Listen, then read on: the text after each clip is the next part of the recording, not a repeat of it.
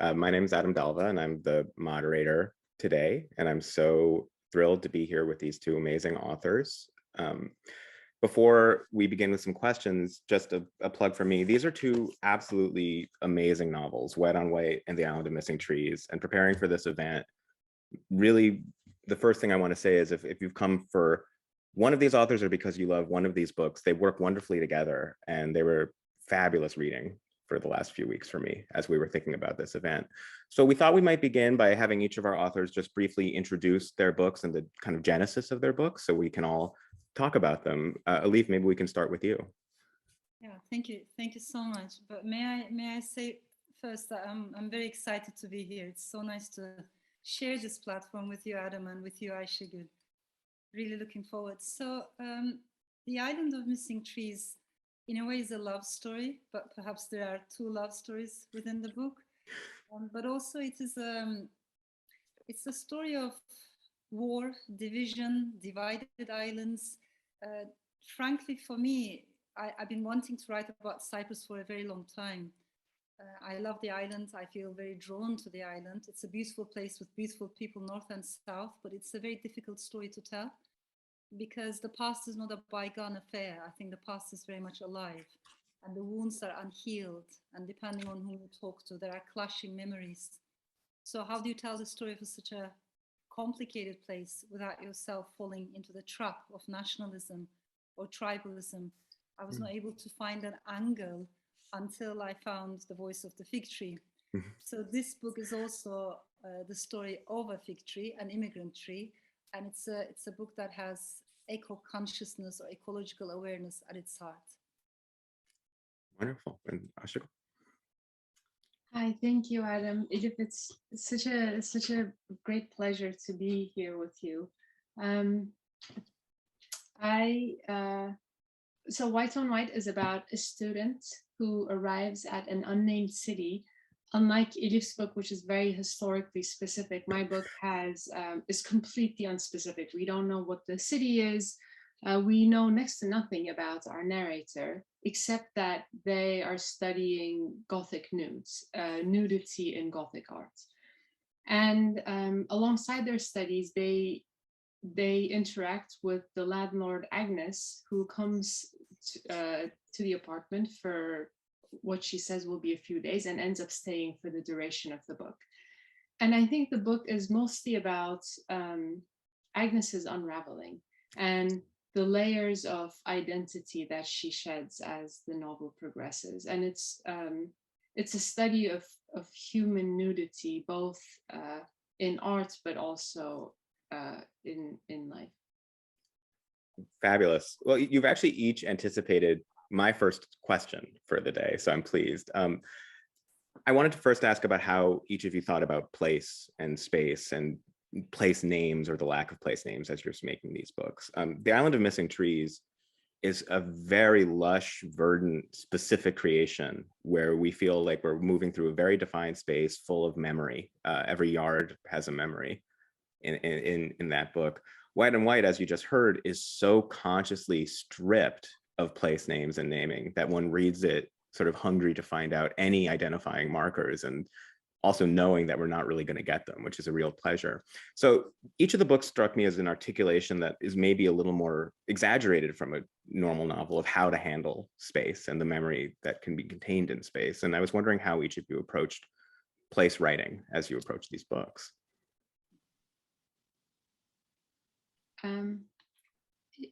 I can, well, yeah. I was in early drafts of the novel, I did have places, and I also had a backstory for the character.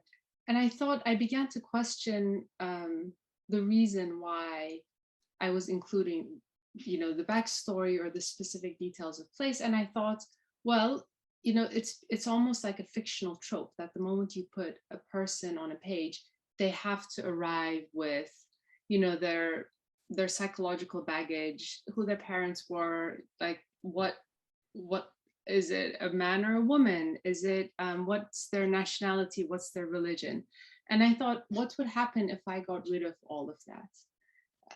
And partly because I did, want to investigate the idea of nudity and what it means to be completely stripped of one's markers of identity. But also I wanted to write something that felt like a ghost story, and for the reader to have this uneasy sense of a haunting somehow. There is, I was really struck in Elif's book. There is a scene where one of the main characters, Daphne, is telling a story about a tavern that is run by two men who are lovers, and one night a group of thugs appear, wanting to cause trouble. And Daphne's telling the story of this night and of what happened, and the person listening to her says, well, were these people Greek or Turkish? And Daphne says they were people from the islands. People from the islands. And that moment of resisting, of like the audience too, the first thing we want to know about someone is where are they from? Like, what can you tell me that I can judge them? So I was interested in this idea of like, well, how about make the reader uneasy with all the unknowing and all of the assumptions that we bring to a text, even as readers, the moment we begin to read, of the narrator must be a woman, or this city must be in Italy or in France or whatever. What do you think, Elif? It's so much resonates with me, everything Ayegls said, and we were talking about this earlier. At first glance, maybe our styles might look different, but I think we are dealing with so many similar issues and maybe arriving at the same point through different routes. Because, and I was intrigued when you used the word ghosts, that completely speaks to me. When I write about a place, it's also about the absences in that place. The things that are missing, the things that are taken away. A place for me comes with its ruins and remnants and all these memories that keep haunting us. I'm also interested in the way in which we continue to carry our motherlands with us, even when we are miles and continents away. So that kind of belonging, non-belonging, being rooted somewhere, but also how does it feel to be uprooted, almost deracinated, and trying to reroot yourself? Is that possible? What does it mean to be rootless? Is there such a thing? So these are issues that I care about a lot, and I don't think they're easy answers. So there's always this tension between place and its absences, stories and their silences, the memories, but also the amnesia, family stories, but also family silences that are transmitted from one generation to another. And it's that dialectical relationship, that duality, that I'm very much interested in. Your book uses this fabulous image of the migrating butterfly who is transient and will never know its own homeland and is in constant exchange. Its children will know the homeland and its parents will know its homeland, but it will not, and is moving back and forth. And this idea of carrying memories of our homes is so prevalent in both of your books. In Ayegls' book, the memory of a cluttered childhood house is sort of haunting to our landlady character, and the whole book almost rotates around what that was like and how she seeks to evade it while ultimately sort of moving back toward it in the text. So there is something very inherent about, I think, for fiction, for backstory of characters, and in a more real way, the homes we carry with us. And you each handled backstory in fascinating ways in your book. So I was hoping you could talk a bit about how you address these pasts that these characters have. I mean, I also wanted to say with regards to place, that, I mean, place is also connected to what you just asked. Place is, in fact, always the starting point for me when I write, and which, seems ironic for a book that doesn't have a specific place, but it always is from this sense of wanting to bring a story to a particular space that I begin writing. In this case, it wasn't, I want to set it in Bruges or whatever in Rome, but it was the idea of an empty apartment and with the windows open. And I had this image very strongly, and of a Gothic city. And I thought, how can I populate this? With regards to the characters and their backstories, I want to echo something that Elif said about, the characters who are very much rooted in place and rooted in history, but also cut off from it. And the ghosts of of the tangible, the ghosts of history and of geography. And in the case of my book, there is Agnes, who at the moment that we meet her, it seems that she is completely autonomous, that she has it all figured out. And she's classy, she's very charming, she's in control of her life, she's an artist, she's quite cool. But then we begin to learn about the burden of everything she has gotten rid of in order to arrive at that state of,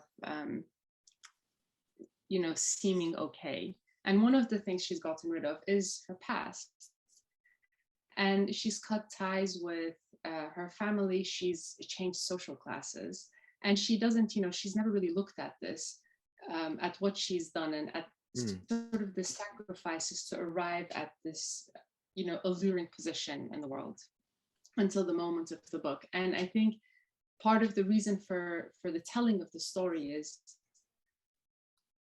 that she begins to feel these ghosts in her, that she begins to understand that she's very lonely. I love that. Me too, definitely. And I think, in so many ways, our conversation revolves around this question: does the past continue to shape us? And is it possible to completely get rid away from that, whatever that heritage is? I'm interested in that question, mainly because I think, as a Turkish writer, I do, of course, we come from a country that has a long history, that has a rich history, but I don't think that translates into strong memory. I believe in Turkey, our entire relationship with the past is full of ruptures. So there's a big void. And that void is usually filled in by more ultranationalistic interpretations of the past, in which there's no room for the individual. The very few individuals who are mentioned ever are sultans and Sheikhul Islams, men in power. But if you ask, where were the women? Where were the minorities? What are the stories that we never, get to hear? Then everything changes. So I'm interested in that question. As a storyteller, I do know that the story changes depending on who's telling it and depending on who's not allowed to tell it. And the second thing, if I may quickly add, when we talk about the, place, sense of place, it's very interesting how we carry it with us in small details. Like, I think it's very essential, that connection, a smell, the taste of food, sometimes the smell of roasted chestnuts, seemingly small things can open up bigger memories, bigger conversations. And then you realize actually you're carrying another country with you, another city with you. But it's those small things in life, the smells and the flavors, that I think trigger those bigger memories. Totally. Edith, I was wondering, when I was reading, you tell the difficult histories of the book through the fig tree. Was there a draft in which you were telling it from a human perspective? Yeah, I so appreciate you're asking that. There wasn't, because I was not able to write. I mean, this story has been somehow brewing in my mind for a long time. I've been taking notes. There's a lot of research. The research process was really, really long, but I was not able to find a gate, just an opening into the story, because it felt awkward. How do you begin even when everything is so divided? That polarization is still so sharp. Only when I found the voice of the fig tree, and I doubted, because it's a risk for an author. If it doesn't work, the whole thing collapses, as you know. But it felt organic, it felt natural. So from the very beginning, it was with the fig tree onwards. I find, as a reader, I don't know if you felt this way, Ashibald, I never questioned the fig tree. A paragraph in, I thought, oh, it's a fig tree, and that's the narrator, and this is wonderful. And I just kind of went with it very easily. Yes, same, especially because, we learn very quickly that this fig tree is quite omniscient. Yes. But you say, well, if we're going to suspend disbelief, let's suspend it all together, right? Yes. And that let this be a multi vocal book. I did want to say, however, that there are many different points of view, and every different view brings in something different. I also felt that for a book with so many different points of view, they all seem to be arriving at a certain universality. There are very few, so-called unreliable narrators in this book, and they seem to be echoing one another's, human values. And maybe it's because you chose characters that you loved. Really, it means a lot to me that you mentioned this, and it's so mutual, because I had the same feeling for different reasons when I read your book, when I read your writing. And it's interesting because if I may put it this way, authors like us coming from non-Western backgrounds, you're not that much expected to touch upon universality, You're expected to tell particular stories. When I read your work, because of the way you tell the story, it is about universality. There's almost a timelessness, placelessness, and yet within that big canvas, there is actually place, there is actually identity, there is actually all those threads of belonging. But I thought, and I was wondering if that was deliberate, like in a way resisting these boxes that we're being placed, even within the publishing industry, because if you're a women writer, especially I think for women writers, from particular cultural backgrounds, we're not that much expected to tell, universal stories, whatever that means, but to arrive at universality, but mostly focus on the particularity of where we come from. Yes, and it's almost that one might not even realize that this isn't allowed, that the moment you enter the world and you want to be a writer, you think, well, the only options available to me are to write my very niche cultural story. And just because that is what is being published by people like me. So it might take some imagination to break out of that and say, I can actually write whatever I want. And the literature is a vast, vast landscape, and it's a very non-partisan landscape. So a question I had about that, building off what Elif was saying, is you use they, them pronouns for your character, your narrating character, as you introduce them. There's no gender identity for the character in the book. 95% of the reviews I found use she, her pronouns for your lead character. And I was wondering if you knew that would happen. Are people projecting a gender role on this character that you didn't want them to? Or were you totally aware this would happen and just went with it? I was aware it was going to happen because my early readers also thought the narrator was a woman. And I don't want this to be a trick. I don't want to be like, haha, tricked you thought it was a woman, but like, how do you know? But I did, and I knew that they would say, well, we know very little about the narrator's background, but at least give a gender. And I would point it to my close readers around me. I would say, what makes you think this is a woman? And the only thing I want is, it's not, the big question for me isn't, is the narrator a man or a woman? The big question is, what is it about this voice that makes us assume it's a woman? Yeah. What are our prejudices, our understanding of what a woman is, that makes us automatically think, yes, I'm listening to a woman. Some of those assumptions are only women listen to one another's delirious stories. Mm-hmm. Only women have the patience to be able to do that. Maybe women notice such details. Women can't, speak up when they're not comfortable and say, that's enough, I actually just want to step away. There are many reasons one might think the narrator is a woman. And I just wanted at least the reader to question that. Oh, and then Elif, on the other hand, the fig tree is very consciously established as a female character. So I thought that was a very fun kind of parallel between your books. Each of you have these witness narrators. And I think it's very challenging, and each of you did a fabulous job, to have characters who are observing everything and are a sort of interpolating layer between the novelist and the book, where they're telling the story within the book. I was wondering what challenges that created for each of you, for Ayegls to have a lead that is virtually effaced and telling us everything, and for Elif to have a rooted tree who needs to be told things by ants and birds just to know anything you need to find out. Yeah, just to follow up on Ayegls' point, yes, the fig tree in my novel is female, and she likes to emphasize that. However, it could also have been genderless. I mean, within nature, there's so much, the spectrum is so wide. And when you look at trees, there are male trees, female trees, as they're called, hermaphrodite trees. And that's the thing about the word natural. We use it so easily without thinking, judging, saying, oh, that's not natural, that's not one of us. But if we really know what nature is like, if we know the complexity of nature, I don't think we would use these terms like this. So I love that fluid Validity. Mm.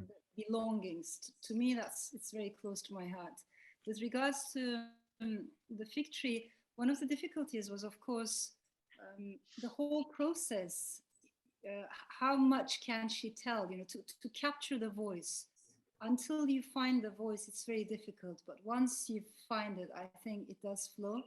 If I may quickly add this, as you know, there's a botanical technique in which, and I've witnessed it when I was in Michigan in Ann Arbor, the winters were very cold there, and there were some Italian-American families who would bury their fig trees.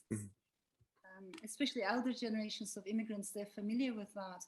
Basically, you prune the trees, you cut the roots, and you push it under the ground. It becomes horizontal, and you dig them up come next spring. The reason I'm mentioning is because this theme of burial and unburial is very important if you're telling the story of Cyprus. There are people not only in Cyprus, but of course across South America, in Guatemala, in Chile, Argentina, Spain after the Civil War, Bosnia after the genocide, and most recently with the Yazidi genocide, who had to dig the ground to find the bones of the missing. Why? Because memory matters, remembering matters, to give the dead dignity and to give the families a sense of closure. So somehow writing about a tree allowed me to tackle these incredibly difficult and big subjects. And that's what it helped me with. There is also, I think, when you're dealing with, the missing and families who died without any closure, the point of view of the fig tree, I thought, was a great solace. And the idea offered, towards the end of the book of like, well, there is also a return to something, maybe not a human home, but a natural home, right? Which the moment that I found the voice for White on White was when an art historian friend of mine suggested the narrator's research topic and said, it's sort of a mysterious topic that is not studied. Why there are very few nudes in Gothic art, and when they do appear, they appear in these moments of transition, in the Garden of Eden and in apocalypse scenes. So why is it that we can depict nudity, and why, how are people in these pure forms at the beginning and end of life, of the world, which I think, Elif does too. And that's what I'm investigating too. What happens when you take off people's clothes layer by layer? You take off religion and gender and nationality and country and backstory. What is left in the center? And Elif says, I'm just going to go all the way to the essence, and I'm just going to say, let's go beyond the human body to our natural roots.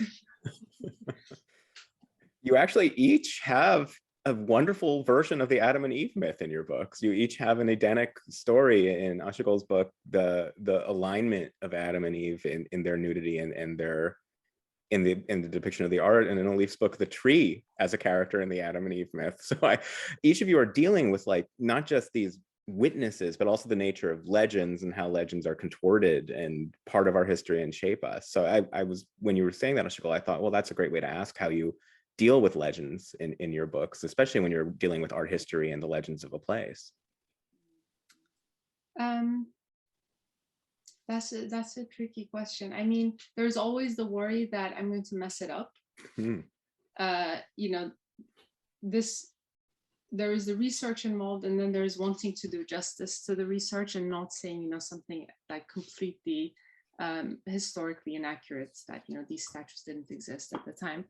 But there's also, I think, the assurance for a writer that a myth it's a metaphor of thinking about reality, right? And which is exactly what we're doing as writers, that we take reality and we have to shape it into something that has a shape, that is fun to listen to, that is beautiful to see.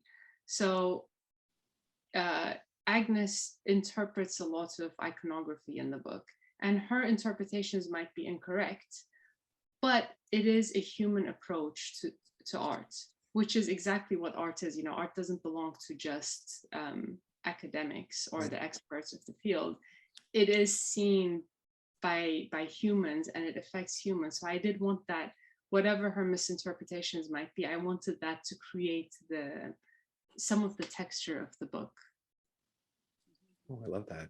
And what about you? Oh, go on. Writing is hugely, like, I can think of so many of her books that are rich with mythologies. Oh, absolutely. Right from the beginning of this book, you invoke it. You know, I keep nodding my head because really everything you say resonates with me. I think myth is a combination of fact and fiction to arrive at truth. You know, if you follow myths and legends and oral storytelling, again, it comes back to that sense of placelessness, timelessness. You almost step outside of history, and then you arrive at those layers that history, particularly official historiography, excludes or silences or pushes aside. So there's another truth to be found in the world of myths. And I think there's so much freedom. Maybe we're both dealing with this notion of freedom, or we're looking for freedom, either by shedding layers, decluttering, or looking for the essence that connects all of us in a more cyclical, circular way. But in each case, there's an attempt, I think, to try to go at least beyond, you know, transcend the borders and boundaries that are drawn in front of us. And I think that's the power of literature, because via storytelling, you can do that. You know, the things that we're not allowed to do, all those boxes that we're trapped in, we can at least try to transcend them. I thought, and Ayegls, correct me if I'm wrong, but I thought for both of us, literature was more transcendental than autobiographical necessarily. I'm not excluding the fact that whatever we write about, there will always be personal echoes of our lives, where we come from. But personally, I was always more interested in, you know, that transcendental nature rather than telling my story to other people. It's the ability to be someone else, in a way, not to be myself. That kind of lightness, freedom, is something that appeals to me a lot. And I see that in your writing so beautifully, so eloquently. So I thought that was one of the many things we have in common. Thank you. If you know, your book has a very impressive reading list at the back. Science and history, and I was very impressed that, you know, you take all of this very meticulous research and then you turn it into something extremely joyful, and also, you know, you add myth to it and you add magic to it, and not, you know, you move it beyond. It's not just moving beyond autobiography, but moving beyond sort of the dry facts and make them interesting for a readership that might not, you know, be very interested in how fig trees survive, or in, you know, butterfly migrations, or even in, you know, the history of Cyprus. Yeah. Indeed. It's because I love it, you know. I love reading across the board, fiction and non-fiction. And I'm obsessed with details, like the kind of books that I read, sometimes just doing research about insects or a particular disease that was prevalent at a certain time in a certain island in the Mediterranean. I can get lost in that for weeks and months. But primarily, and I don't know if you would agree and if Adam would agree, but sometimes when I hear readers, and it's usually male readers who do this, they say, you know, I want to understand what's going on in the world, so I read about technology, politics, finance, history, philosophy, but I don't read fiction. I don't have time for fiction. My wife reads fiction. My girlfriend reads fiction. I feel very sad when I hear this. I think inside fiction, there is history, you know, there's philosophy, sociology, science, technology, neuroscience, but perhaps more importantly, there's emotional intelligence. So it doesn't seem natural to me to divide knowledge into such, you know, impermeable borders, boundaries, and shut ourselves into boxes just to keep the curiosity alive and keep reading in a more interdisciplinary way. Seems better to me, or maybe closer to me. I agree. You know, one of the questions I dread is, or a situation I dread is having to answer why literature is good. Like, why should we read? And having to come up with some scientific fact for like, well, you know, a study shows that your emotional intelligence actually, because it's something, it feels so wrong. It feels like stating the obvious in such a not beautiful way. Yeah, and you don't want to I know, attribute so a function. You don't want to attribute a Exactly. function. Exactly. Yeah. And yet, you know, we know as writers and readers that it contains the whole world. Mm. Sure. And that I just want to say, just read, you know, just read and you will get all of this. I just know it's a great pleasure and great education. And in both of your books, when you're excited to find out what happens to the character, you're flying, and along the way you're learning, and it feels like learning something so organically in each of your books. I mean, I learned so much from reading these books, not just from the passages at the end, but they were full of research. And I always think that fiction, and each of you are dealing in a very strong way with like empathy and questions of empathy. In Ashraful's book, someone who's losing empathy as they go along when they keep having to listen to this person. In Elif's book, empathetic connections, protecting people from family secrets, protecting loved ones from deep secrets, each have secrets revealed. And that is fiction, right? Fiction is an empathy machine that allows us to learn more than we would otherwise. Yes. And I think empathy is really one of the topics that not consciously, but I end up writing about, or basically the moments in which people stop being compassionate towards one another, and that, you know, switch from easy compassion. It's very easy to side with someone, to listen to someone when they're charming, when there's nothing wrong with them. It's very difficult to show compassion to someone in need, because being in need is a very messy state. It's not a cute, you know, position. If everyone looked really cute when they were in need, I think we would be all better humans without trying very hard. And that, you know, moment of withdrawing empathy and saying, well, this is, you know, my human boundary, and I can no longer listen to you because I'm irritated, or because this is personally, you know, taking up my space, or this is going to taint me in some way, is what I realize I'm writing again and again. And it is mimetic of literature, just because I think so much of literature is about empathy. Definitely. And I think we also need to emphasize how different that is from sympathy, right? Yeah. You know, because I love the etymology of the word too, especially more Germanic roots, in which, in a way, it's not about pitying someone. It's not about looking down upon someone at all. You travel into someone's psyche.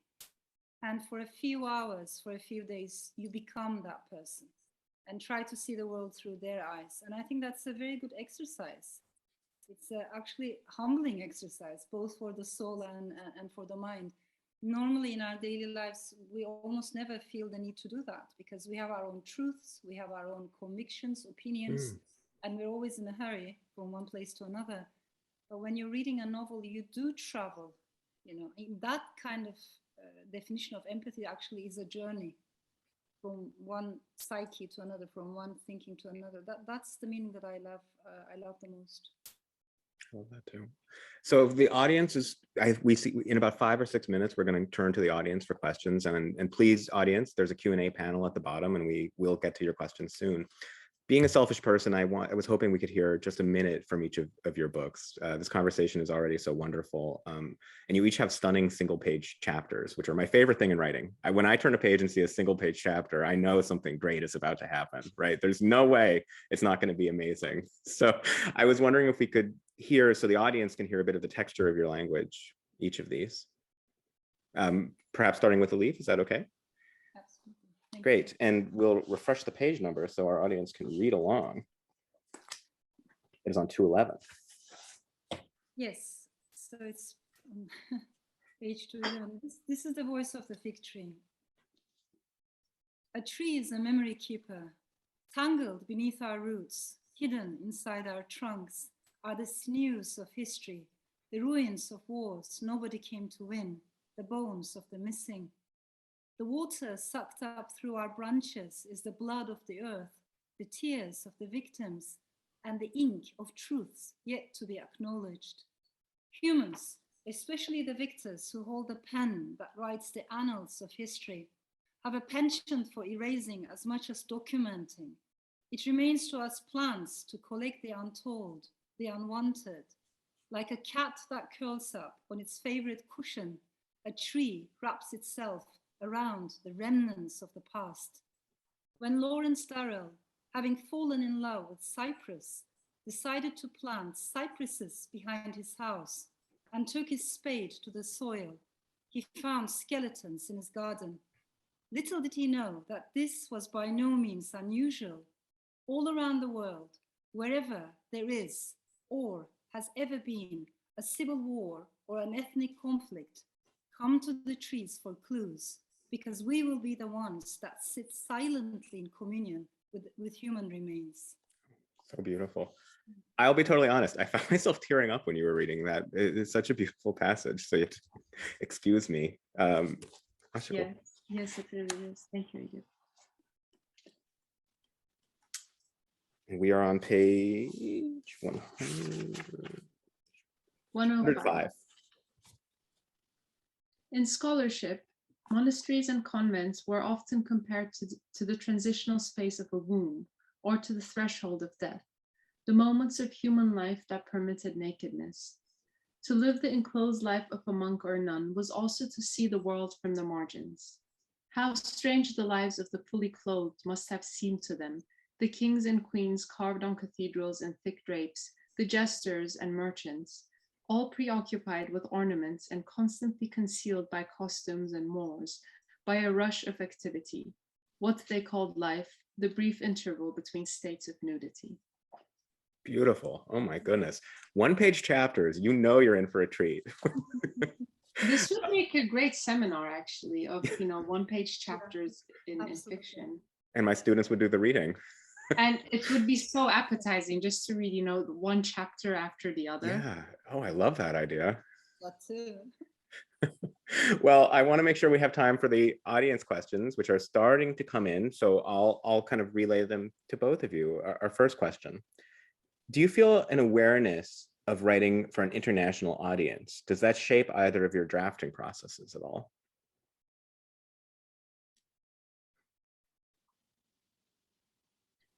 Shall I? Go for it, Elif. Yeah. It's a powerful question. I do not think about who's going to read the book when I'm writing. If I start thinking such things, I'd be paralyzed, because again, coming from Turkey, I've had all kinds of experiences with authorities, with different readers, the good and the bad. So it's very debilitating, and I think you should not think about who's going to read it. Also, one thing I've learned over the years is every reader is going to read it through their own gaze. They're going to bring their own story into the story. Readers are not passive. I think our readings are unique to us, like our fingerprints. I have met couples who've been married for 45 years. They read the same book, but they don't read it in the same way. I've met friends, one of them loves the book, the other one hates it, but they read the same book. So I'm aware of that diversity. And whilst I'm writing, I do not think about who's going to read the book. I think I always have a consciousness of who will read the book, but it's not, literary readers out there. It's more like my internal critics, which is sort of a little mesh of my favorite writers and some friends, and by my husband, who's my first reader, and I know what parts he's not going to like. So that's sort of the chatty reader in my mind as I write. There are some specific stories, I would say, where I am aware of the audience. When I was writing my first book, which half of it takes place in Istanbul and the other half in Paris, but I was writing it in English, constantly I was thinking, and if I wonder if you've had this experience too, if this book were translated into Turkish, would it irk a Turkish reader? You know, I would sort of think of the work in translation and say, like, does this sound right? Is this, you know, universal? Which is silly because language isn't universal. Language is very specific. So you have to commit to the language that you're writing in. But it was, you know, a consideration I had. But then I thought, I have to be true to the character. You know, my character was a young woman, Nunu, from Istanbul. And I thought, if only I'm true to her story, then, you know, I can write this in whatever language. It's I mean, language is such a fascinating subject. I hope one day we'll be able to talk, you know, maybe another panel solely about language. Yes, I would love that. Absolutely. Yeah, it's a fascinating subject. And I would say also that, you know, I don't think about Turkish and English as, you know, as these two separate continents. I think of writers, you know, we were just talking about Deborah Levy. Like, Deborah Levy isn't the English language. She is who she is. My favorite writers aren't, you know, Orhan Veli is a Turkish poet I love. He's not Turkish to me. He is Orhan Veli. And it is that specific language that I listen to when I read those works. So I would hope that people reading my work wouldn't say this is the English language. They would say this is Ayegls' writing. There's actually a question in the chat. I'm going to go out of order. I'm not skipping the question, but that asked, I think this phrasing is interesting. Does a story shape differently when writing in English versus Turkish? Is there a different shape that a story takes? Wow, Elif, you answer this, please. So I think there is. I mean, of course, at first glance, we would say there isn't, but because when you enter into the labyrinth of each language, they all have their own specifics, they have their own rhythms. And I'll give you a few examples. Please. But I don't want to generalize because this is my personal experience, but I realized over the years, when my writing has more melancholy, more sorrow or longing, I still find these things much easier to express in Turkish. When it comes to humor, which I love and I see as the oxygen we breathe, and particularly irony and satire, I find much easier in English. There are certain words, like one of my earlier novels, The Bastard of Istanbul, the word bastard in Turkish is so heavy. Had I written that book in Turkish, I might have looked for a different title. I don't know if I would have chosen that title, but in English, bastard is lighter. So things like that, like you only feel when you get into that labyrinth. But basically what I love is the commute between these two languages, which are very different. It's not like commuting between Spanish and French or French and English. Completely different grammatical structures, completely different way of thinking and expressing yourself. I think I associate that commute with a sense of freedom, which doesn't mean it's easy because, again, speaking from my experience, I'm an immigrant in this language. And as you can hear in my pronunciation, you know, the mistakes I make, there will always be a gap between the mind and the tongue. And I think as immigrants, we're very much aware of the absence, the gap between, you know, the mind runs faster, the tongue tries to catch up. And you're always aware of what you're not able to say, what you failed to say, rather than what you're capable of saying. So it's a completely different experience or connection with language. And Ayegls, there's a question in the chat about your own relationship with the Turkish language, which maybe you can also address while you're responding to what Elif was saying. I've only written in English, so I can't compare writing fiction, well, which isn't true because I did write, I wrote little things as an adolescent, but you know, when I said, okay, let me try writing and publishing books, that was always in English. My relationship to Turkish is interesting because I grew up, my family came back to Turkey after being abroad in middle school. And I've always, and my parents were very, very strict about us speaking Turkish when we were abroad. So when we came back, our school friends would joke like, you guys speak like the Ottoman court. Your Turkish is sort of impeccable. And that was embarrassing to be speaking so properly. And I think more than sort of embarrassment of, in a foreign language, I have embarrassment that I might say something off in Turkish sometimes. And I want to share a memory that we talked about before. Yes, I was hoping you would. That was my next question. Before everyone else joined, which is that when I was in high school, I loved literature classes. I had a wonderful literature teacher. But the Turkish literature curriculum is sort of an extension of history class. You read very little, and books exist for the sake of eras. Well, you know, this was the Romantic era, this was the Modernization era, this was the so-and-so era. There is very little joy involved in studying literature. And yet I love to read books, and I mostly read in English at the time. You know, my joyful reading came from reading, you know, whatever I was finding in English bookstores. And Elif was really one of the first, perhaps the first contemporary Turkish author I read. And I thought, oh, there's joy in this. It didn't belong to literature class. And this is something else. This is like the fun books I'm reading on my own. And the fact that this was a Turkish author, the fact that, you know, she was out there very close to me in the world was such a huge change of consciousness, I think. And, you know, people are always asked, like, when did you decide to become a writer? And it's a difficult moment to pinpoint. And I'm extremely non-sectarian when it comes to literature. Like, literature influences you, but the fact of this very close connection, that literature could be outside of class and still be magical and joyful and written in Turkish, was a huge discovery for me. And Elif's novel, Pinhan, her first novel, I believe, was in my high school backpack for months and months. And I just, you know, read it so many times. And one of my few writing exercises in Turkish was a very bad short story inspired by that marvelous book. Oh. Thank you, Ayegls. You know, it means so much to me. Every word you said is in my heart. Thank you. Thank you for your guidance, Elif. I think my own Turkish grandfather will be very moved right now to hear all this as well. So we have a good vibe.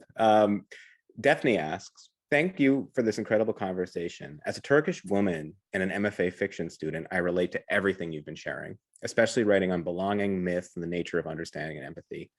How do you approach transcending these boxes in your background as a writer while remembering and not trying to evade, like Agnes? Do you approach writing and your narrators as method acting? What a powerful question. Yes. And I think it's a question that perhaps we will keep dealing with over and over, right? It's not a question that you can solve in one go, but it matters a lot to me. And I think one of the things that I believe in is that you can have very strong local attachments, but at the same time still long for that universality or that sense of, you know, transcending boundaries at the same time, simultaneously. It is possible. We are living in a world that tells us we can't be multiple, but in fact, we do contain multitudes, like Walt Whitman used to say. I think that's closer to our truth. So coming back to those fluid, multiple belongings, I mean, can I be an Istanbulite, for instance, let's say a Londoner, a Parisian at the same time, from here and somewhere else? Can I be a citizen of humanity at the same time, a citizen of the world? Why not? So I don't want to think of identity as a static, stable block, but rather in more water-like terms. I want to think of it as ripples in water with concentric circles expanding from local to international. And that's something that I passionately believe in, and maybe that helps. So while trying not to lose the memories, we can still long for something beyond the places where we come from and do all of that at the same time, because we do carry that kind of diversity, pluralism inside us. I want to say something about the method acting. Yes. Which I don't know if this applies to every writer, but one of the advices I was given as a starting writer was that if you're creating a character, you should know all of these quirks about your character, their favorite color, their favorite joke, what they love to eat when they were sick as a child. And, take your characters out to dinner and ask them these questions. And then from all of this, you try to create the character. And I took this to be, the truth about fiction writing for many years. And I think the characters I created as a result were quite flat, because they were made up of these, like an assembly of quirks. And I think the way I discovered, characters that are not like me, that might not be likable, and yet that feel true to what I'm trying to say, is really just sitting down and honestly trying to bring up something from within yourself, which I think is what Elif is saying about containing multitudes. Yeah. That we really don't need to look completely outside of ourselves to create a person that isn't like us. We can really look within ourselves to create that character and begin to speak from that experience, not our experience, our autobiographical experience, but the experience of being human, the sort of the vast landscape of emotions we've stored up, and take out characters from there. That image in Elif's book of a cutting of a tree that becomes a tree and inherits the consciousness of the tree struck me as such a metaphor for writing, that we cut something of ourselves and plant it somewhere else, and then we watch it grow into something that might surprise us. I don't know, these books were so surprising that I had to think that you were surprised by things that happened in them.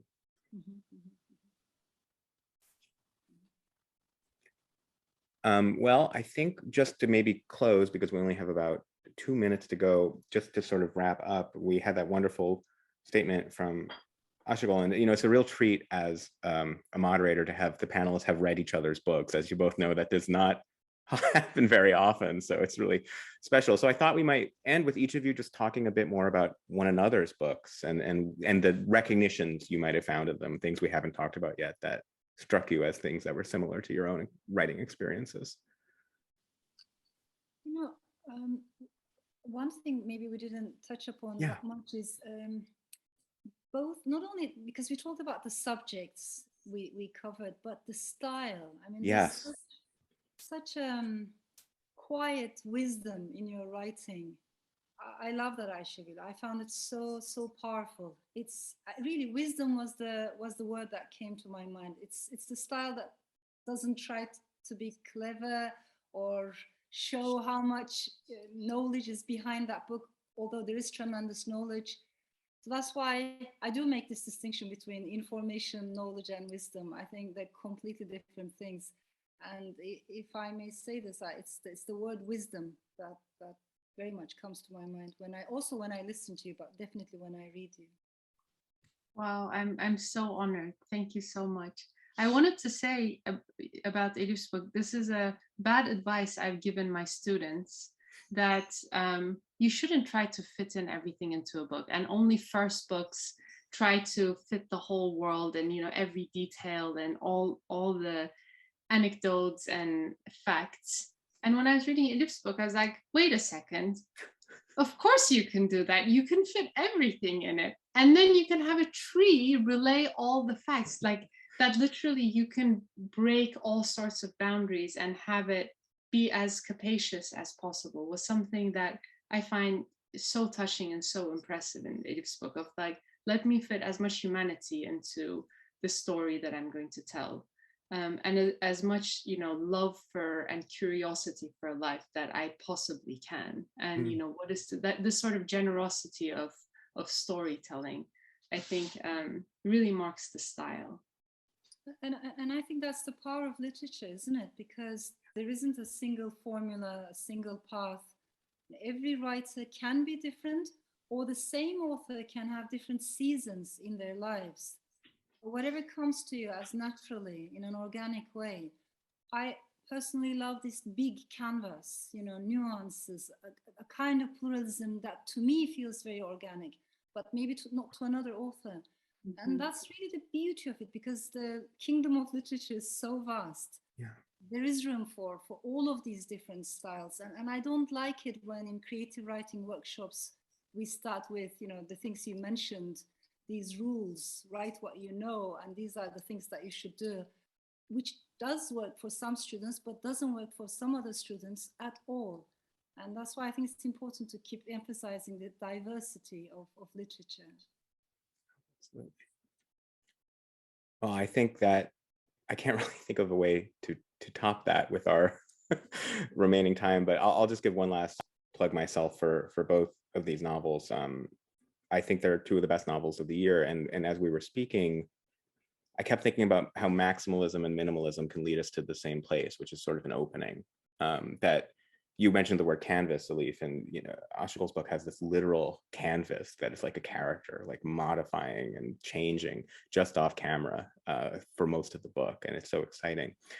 And your book, Elif, is just this rich tapestry. It has everything in it, like Ayegls was saying. So I think each of them really offers readers unusual avenues, stylistic avenues, as you were saying, to learn about character.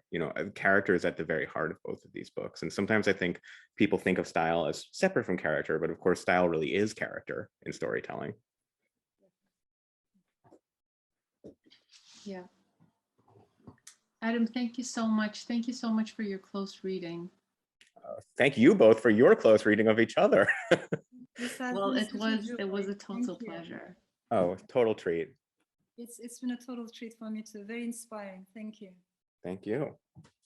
Here are the books. Thank you, all three of you, Adam, Ayegls, and Elif. What an amazing afternoon we've spent with you, or evening, depending on where you are. Thank you so much. Thanks everybody for joining us. Please come visit us in person as soon as possible. We'll see you. Thank you, everybody.